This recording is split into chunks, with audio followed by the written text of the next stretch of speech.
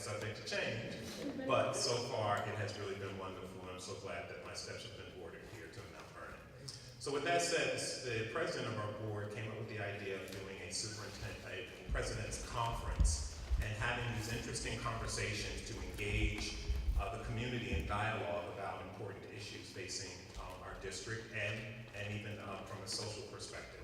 So that's what this is today. We're jump-starting the President's Conference, and we'll be having conversations, and he'll share with you a little later on what that agenda will look like moving forward. So before I turn the mic over to him, I just want to introduce our board president, Mr. Elias Kutzeit. Our board trustees and Trustee Omar McDowell both here, and I appreciate your being here. And I have to acknowledge my right hand, Donna Jackson. Hey, Donna! Who, for all practical purposes, is really the superintendent. I just get to ride on her coattails. So without further ado, Mr. Kutzeit.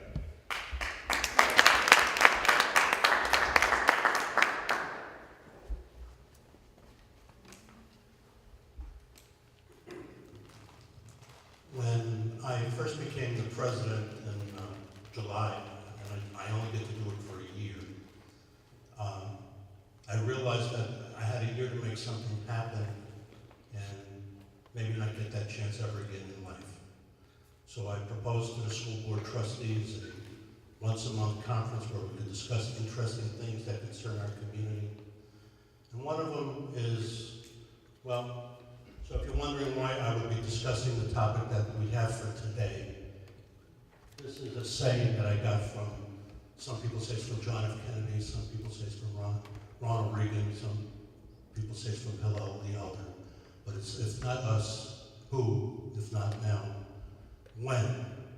And the people I've invited today to speak to us is our longtime historian, Dr. Lawrence Spruill, who's now professor of history at Morehouse, and another gentleman, Malcolm Clark, who I know from being a young man and graduating our high school, going through our school system and graduating college. And I also learned from him that I don't know how to play chess. I played with him twice when he was about 12 years old, and I lost so badly that I never tried it again. He's a very smart young man, and I think we need to hear from him. Okay, Dr. Spruill.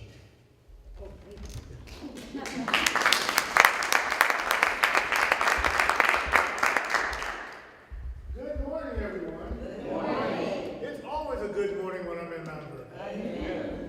A lot of people don't agree with me, but you know, it's always a good morning when I'm back home. This is home. You know, in 1950, my mother had my brother and I, and my father, and we were in her arms, and we were on a train from North Carolina, you know, coming to Mount Vernon, New York.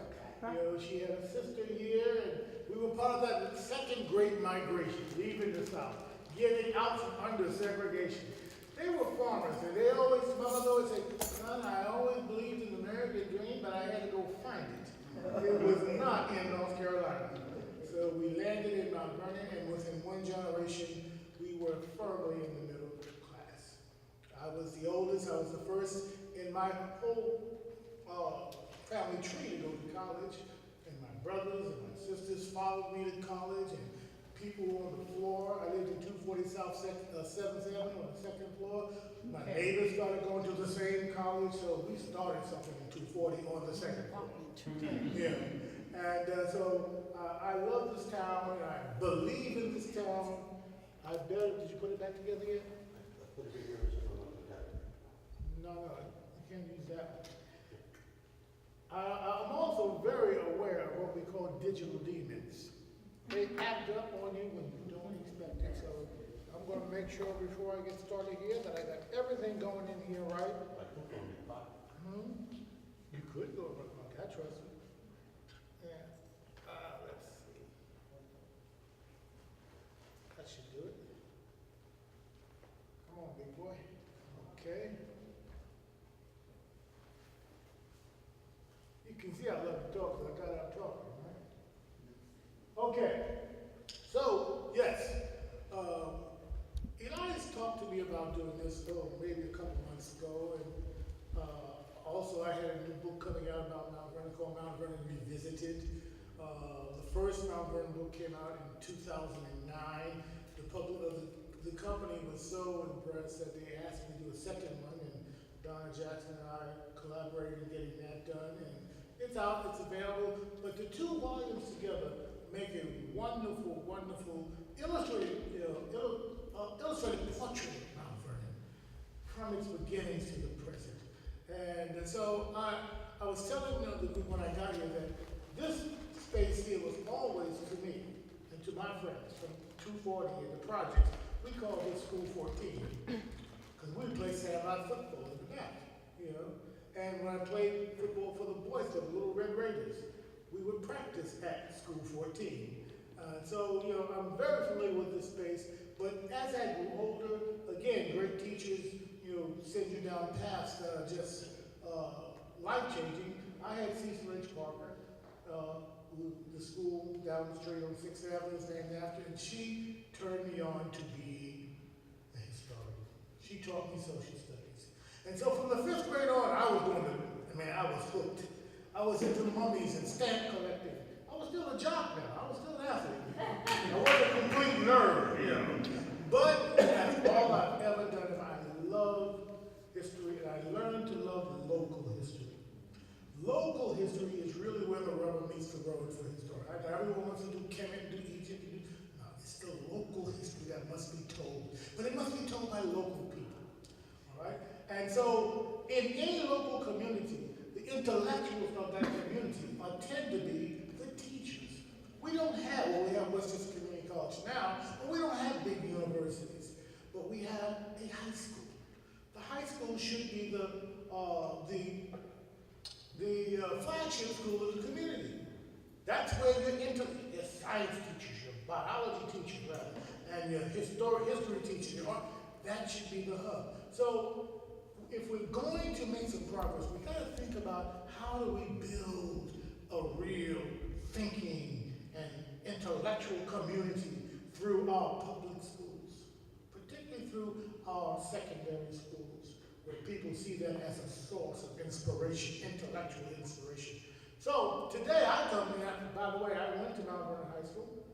I became the first graduate to become the principal of Mount Vernon High School. Everybody has not been, you know, a graduate of high school. So that was important to me, you know. It was a good run. You did a marvelous job too. It was a good run. But you know, I have this thing, I think, you really are about educational change. It's real hard. And guess what? You're going to get fired. They're going to drive you out of town. I'm talking about shaking this down too much. So, victim, you know, but it was good. It was a good run. What hurt me the most was that this was my hometown. But I continued to do the history. And when I heard that this was a possibility of renaming this school Benjamin and Rebecca Turner Middle School, I said, that's interesting. Because I was very much involved with the renaming of Cecil H. Parker, along with Ruth Warner and a bunch of other folks. I was involved with that as well. And that was a good one. She was the first African-American teacher, not only in Mount Vernon, but in Westchester County. She had a master's degree in 1938 from NYU, no, Boston University. She had a bachelor's degree from Boston University, and I think a master's degree from NYU. And most teachers didn't have that advancement. So she was highly qualified. In 1942, she was doing night school in the 30s, teaching night school in Washington. And then a man named Frank Nardozzi, an Italian, he happened to be her neighbor on 9th Avenue. He chose to go to war with the board, and they appointed her as a full-time professional teacher. And I got her at about 1957, 58. I was in her class. And she had globes and plants. Her room was just incredible. I had Cecil H. Parker, man, she was a star of sorts. And she happened to be one of the only black teachers I had, in K through 9. But all that's changed.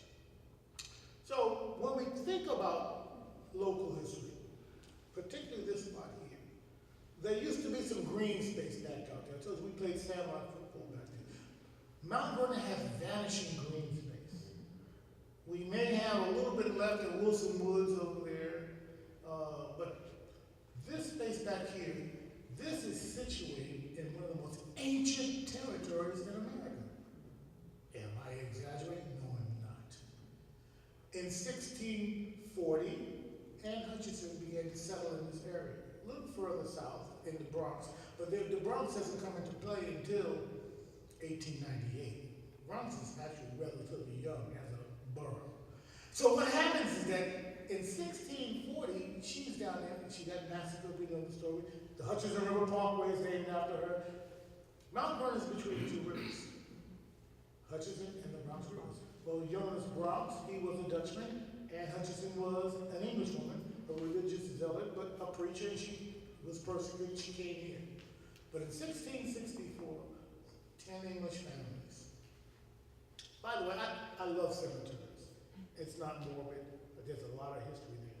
Right down the street is one of the oldest cemeteries you're going to find in the state of New York, and maybe even in America. And they're having a big festival down there. Right now, it's called for the Battle of Pell's Point from the Revolutionary War. They had costumes and things going on down there. You have these 10 English families, and they settled along Eastchester Creek. Those were their settlements. Now, Longfellow School is approximately up this road, right about here. That's where Longfellow is, right there. Right about there. Oh, sorry, right about here. This is the old Mile Square Road. The road out here that we call 3rd Avenue, that was the road to Yonkers. Everything ended up down here. That's why Route 22 comes down here, or Columbus Avenue. That's why what we call 3rd Avenue, Kingsbridge Road, all the roads ended up here. This was the heart of the colonial Westchester community. It was the core community. The Village Green was where the church is. So in 1664, I want to show you this because this is important to know that African Americans are not interlopers. We didn't just get here. Never let anybody tell you, won't you just go on back to Africa? Well, yes, when did you get here? Why? Because Dr. Pico showed us this. 1672, Moses Hoyt in Eastchester, which is right there, he had a farm, one of those plots there was one of his. He's talking about selling a Negro woman, 30 years of age, back to Fairfield. She was here with the original founders of this community. So the antiquity of our presence here is enormous, but it's right here in this community, this part of the Malvern, right here, the Longfellow community, all right? So I'm going to show you a few things about this community, but why this should be the historic hub of the Malvern school system. This should be the historic hub right here because of its antiquity, right? Also, that I had proposed creating, this was from the Daily Artist, maybe about 10 years ago. I was trying to get some historic districts set up, and one was the Eastchester Creek Historic Trail. So if these things ever come to play, this site will have its own historic district. Longfellow might as well be that hub where the activity takes place. This is an ancient site. If there is a Jamestown, if there is a Plymouth Rock, this is it. This is where it starts, right here. Not just before there was a Scarsdale, this was here. Before White Plains ever took off, this was here. This is an ancient community, all right? There's that beautiful creek. That's what it once looked like. Doesn't look like that now. There's a mess out there now. Mudslinged, it's a mess. It's an environmental disaster, all right? But that's what it once looked like, right out there.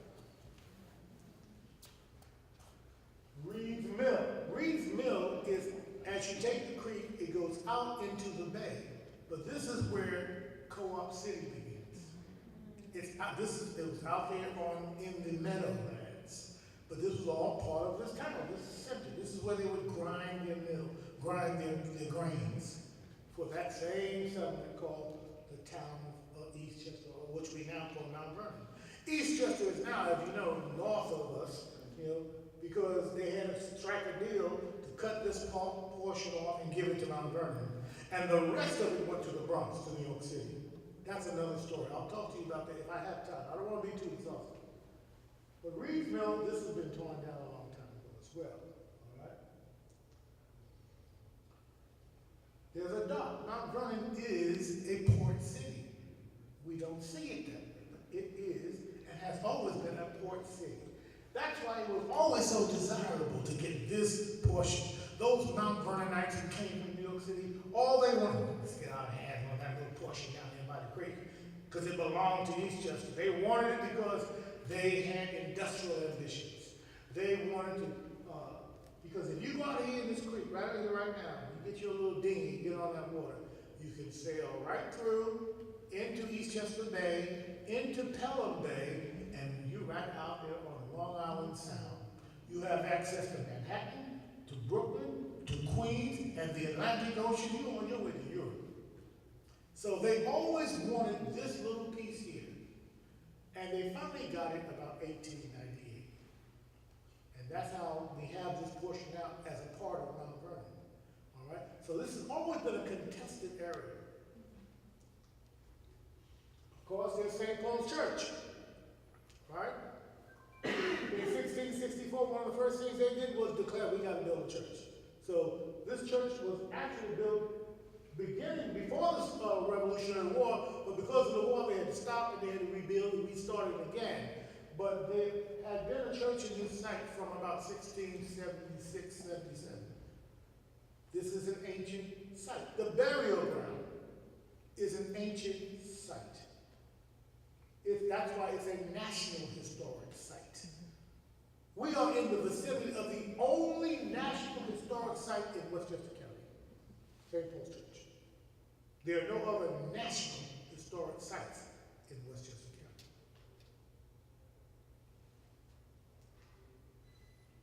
This is a view standing about where the back gate is here of Longfellow, looking southward towards St. Paul's. You see? 1861. You see? It doesn't look like much. You can see the salt hay. That salt hay comes from the bay. Because they would cut that salt hay to feed the animals in the winter. They like that salty taste of the salt hay. All right? But this is probably the oldest picture that we have of this area. It goes back to 1816.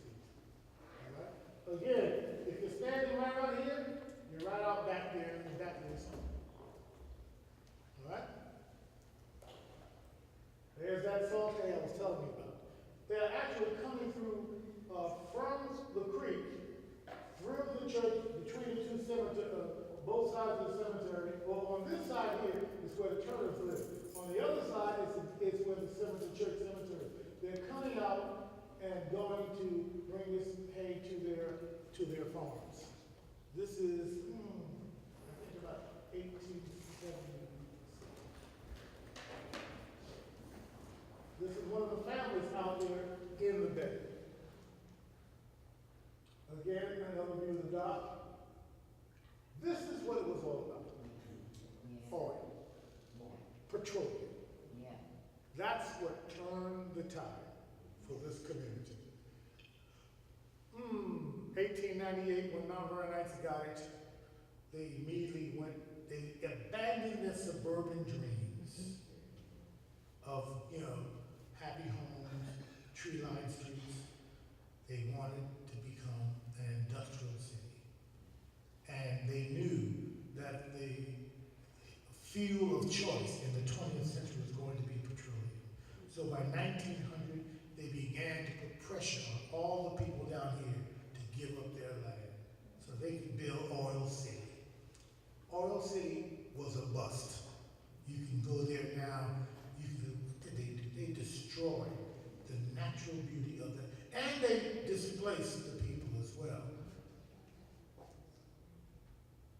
This is Asbury Methodist Church, the original one, which is now right up the hill from the church, from the school here.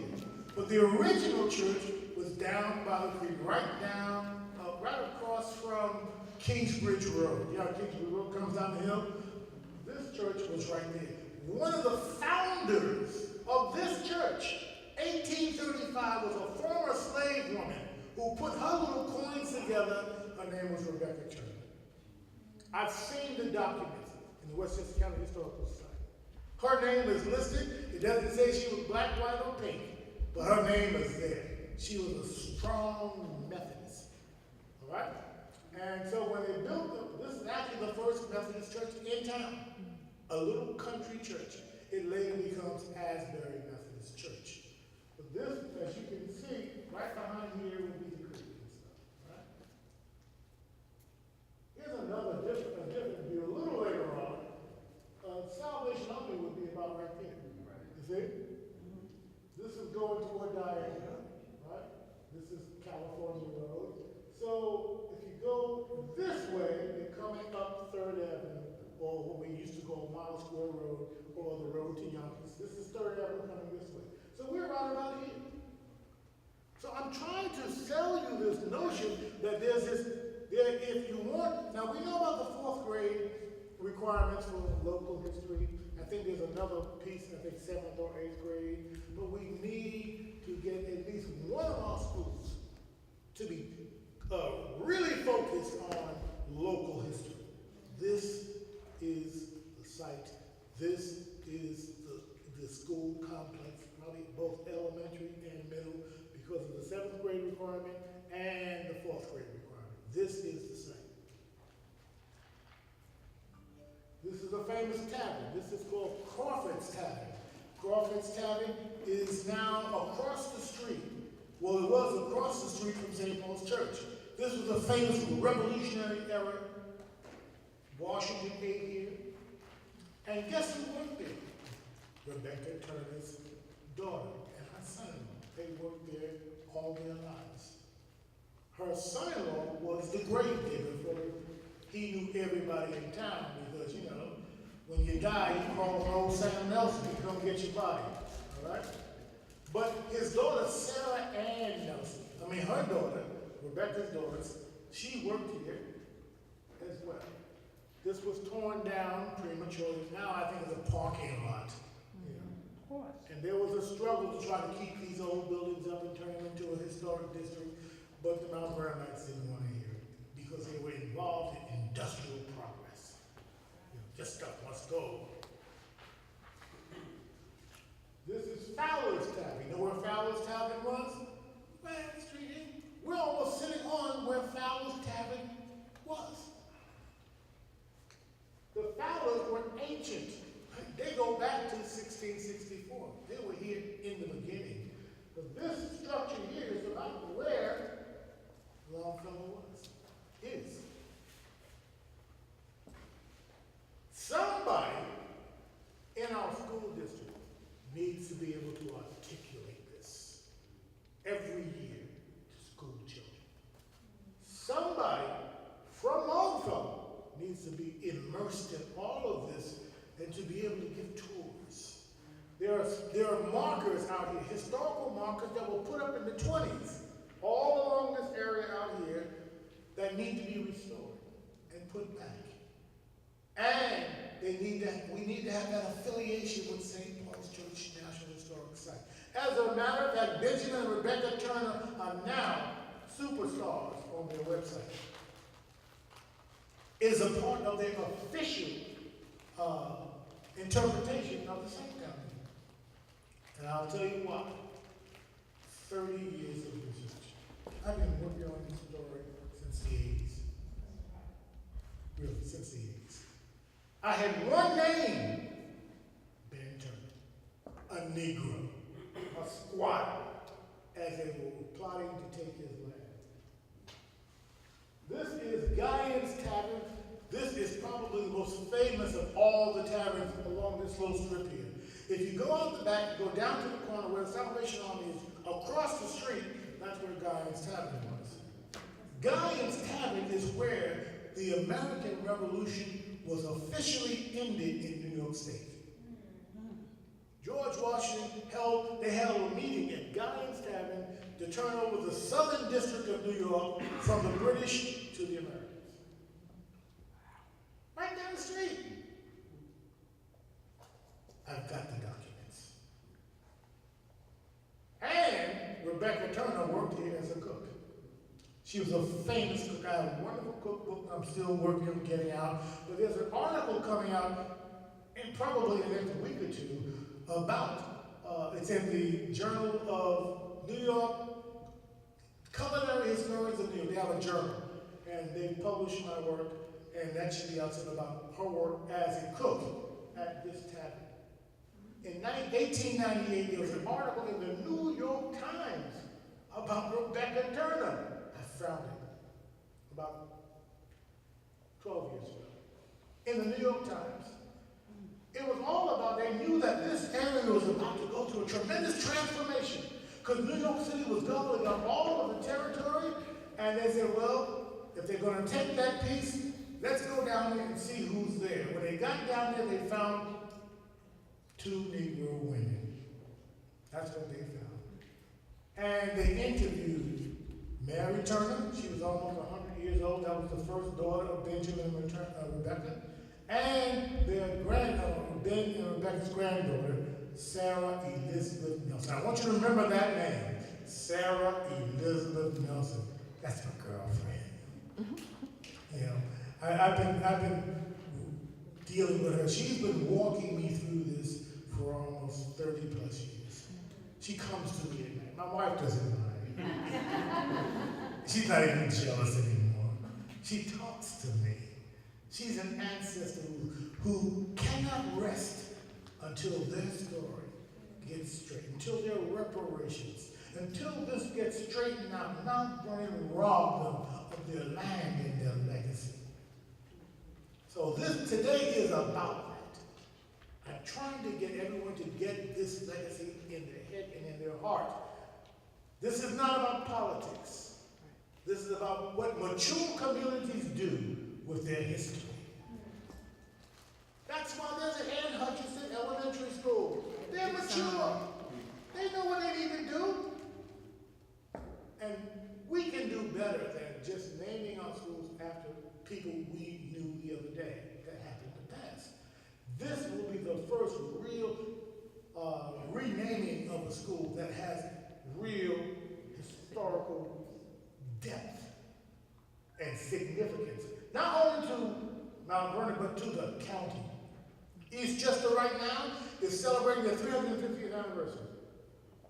And guess who's one of the superstars in their book? Ben and Rebecca Turner. They stole it from me. Wouldn't let me write the article. I understand racism is a real evil thing. It's wicked. Yeah. I met with the author man last summer. We went down there and she was trying to, sort of what else she could get out of me. I wouldn't give her anything. I flew up because I heard that she was stealing the story. The book came out, and sure enough, our Benjamin and Rebecca Turner at this point is at the center of their African American representation in the 350th anniversary of the founding of the town of Eastchester. What are we going to do? We can't let this story get totally away from us. No. This is the very first, this is school number 1. You know where school number 1 in Eastchester was? At the corner of Kingsbridge Road and, as 3rd Avenue turns right there, right at the corner. Comes down the hill, Kingsbridge Road comes, it was right there on the corner. This was the first school built. It was later moved to Eastchester. That's where the Eastchester Historical Society is in there now. But that building was actually moved from down here. All right? So the first school in this community, in Eastchester, was right down the street. This is the school that Sarah Elizabeth Nelson went to. All the Turner children went to. They went to integrated schools in the 1820s. They didn't go to segregated schools. They went to You should have said to me,